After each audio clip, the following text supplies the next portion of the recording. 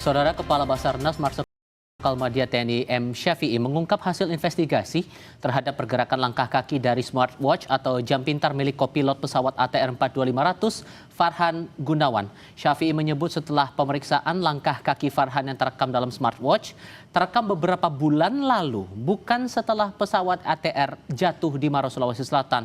Syafi'i mengklaim keluarga Farhan yang ditinggalkan telah memahami penjelasan Basarnas dan polisi terkait rekam jejak langkah di smartwatch itu.